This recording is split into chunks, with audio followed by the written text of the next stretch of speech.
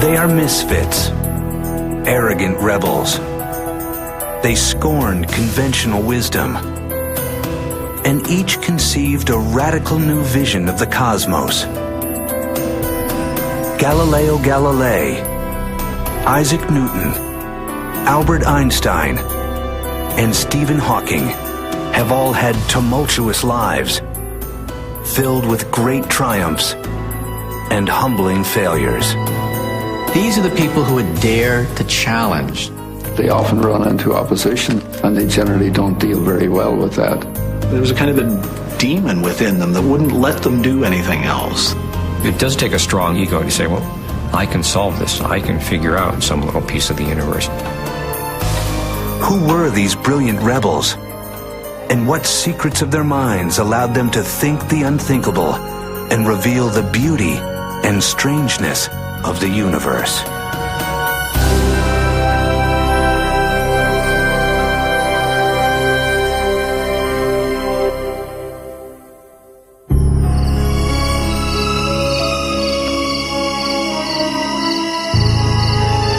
In 16th century Europe, life has a certainty that later generations can only envy.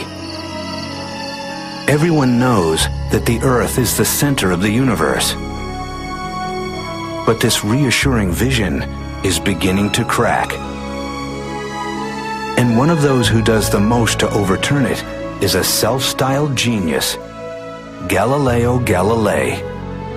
Galileo, of course, was this cocky individual who had an attitude. The sort of person who makes very close friends and who makes lots of enemies.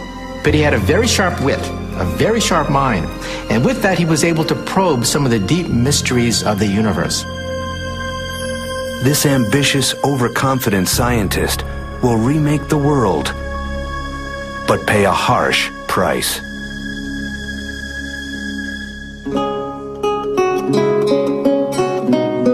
Galileo is born in 1564 in Pisa, Italy.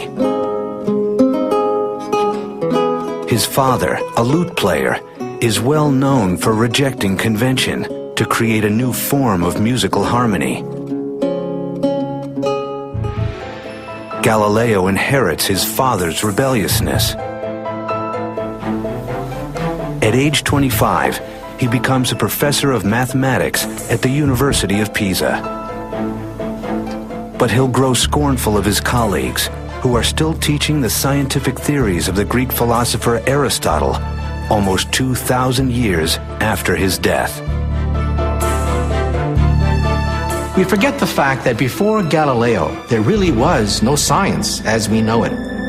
According to the Aristotelian philosophy, for example, objects moved and came to rest, not because of friction, but because they got tired.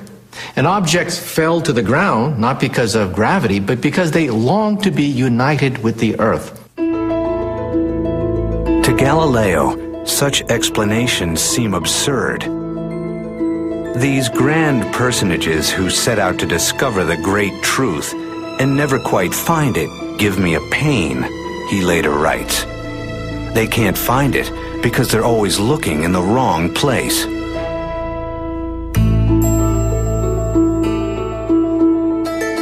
Now, Galileo is about to shatter thousands of years of belief. His intuition tells him that objects move, not because of desires, but because of deep mathematical laws. And his unthinkable step is to find them through experiments, something few people have done before. He begins by studying falling bodies. Physicist Stephen Hawking. Galileo pointed out that simple observations, like dropping weights from a height, show things do not work the way the ancient Greeks said. This must have been seen by many people, but they had put it down to imperfect observations. For the first time ever, Galileo begins to work out basic laws of motion, such as how speed is determined by time and acceleration. It was one of the geniuses of Galileo to slow down the acceleration of gravity. He got an inclined plane and had a ball roll down the plane, and then you could see with your own eyes the fact that an object speeded up as it went down. So he introduced the concept of acceleration. To us, that seems so obvious and logical. That was a major mathematical breakthrough to understand motion in those terms. For his role as the first experimenter, Albert Einstein will later call him the father of modern physics. Galileo has pioneered the path that Newton and Einstein will follow. The search for mathematical laws that lie behind all motion.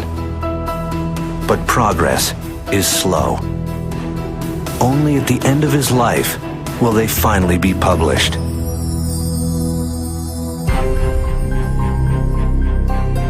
At age 45, Galileo is still a poorly paid mathematician. But ambitiousness and arrogance will soon catapult him to fame and be his undoing. In 1609, Galileo hears rumors of a toy-like spyglass that makes distant objects appear near. Resolving to capitalize on it, he quickly learns to grind lenses. Within a few weeks, he arrives in Venice with a telescope he champions as his own invention. He impresses Venice's navy so much that officials double his salary. Galileo did not bother to tell them that this was an instrument that was being exhibited and sold in many other places. There was considerable chagrin when they discovered that, in fact, this was not Galileo's unique invention. Well, what can you say? He was obviously being a good businessman there. To the free-thinking Galileo, the telescope also offers an opportunity to ask questions few others dare. 60 years earlier, the astronomer Copernicus proposed the radical idea that the Earth revolves around the Sun. But Copernicus had little evidence for his theory, and it contradicts passages in the Bible.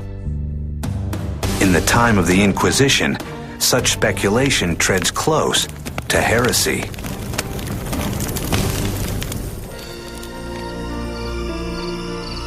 But Galileo is unfazed.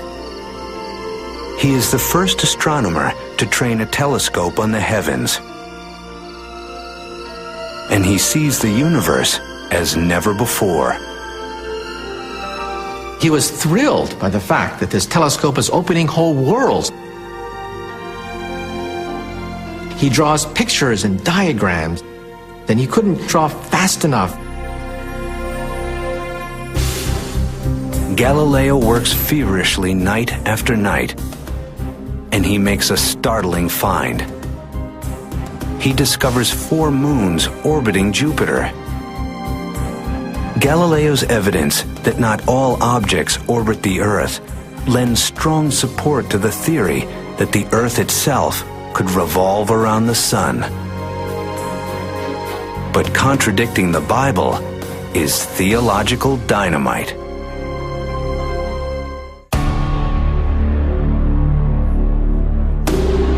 For those who cast doubt on his new theories, Galileo has no patience. He's seen the universe in a new way with his own eyes.